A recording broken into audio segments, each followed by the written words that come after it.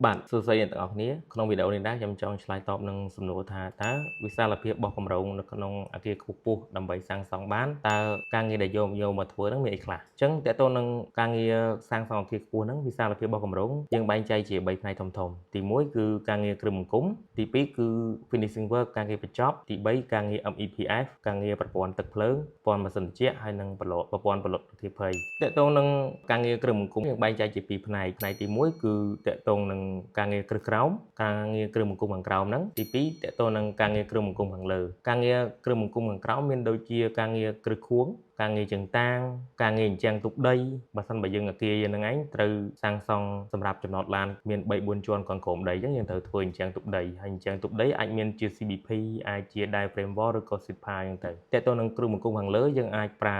OC បេតុងអាមេ PT ឬក៏យើងប្រើបេតុងអាមេលីកាទី3តើតើនឹងការងារ composite ការងារគ្រឿងបង្គុំដែកលាយជាមួយនឹងបេតុងចំណុចធំទី2នៃវិសាលភាពរបស់គម្រោងគឺ finishing work ការងារបញ្ចប់តើតើនឹងការងារបញ្ចប់នឹងដែរយើងបែងចែកជា9ផ្នែកធំៗទី1គឺការងារ partition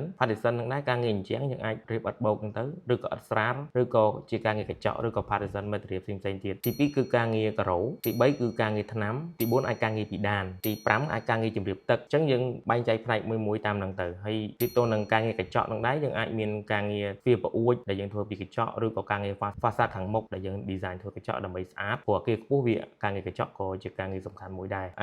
តើតើនឹងការងារ landscaping ក៏សំខាន់ដែរការងារ landscaping ហ្នឹងមានអាចដូចជាការងារ top roof ការងារខាងក្រោមហ្នឹងយើងត្រូវប្រើប្រាស់ច្រើនអញ្ចឹង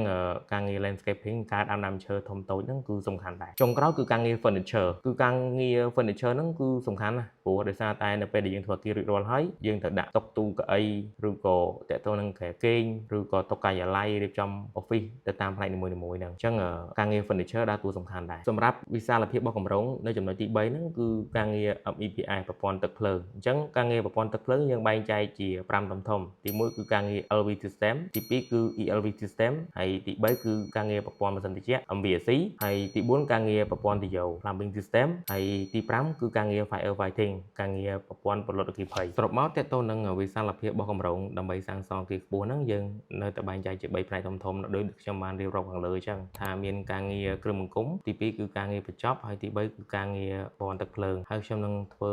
វីដេអូលម្អិតលើផ្នែកនីមួយៗនឹងបន្ថែមទៀតអរគុណច្រើន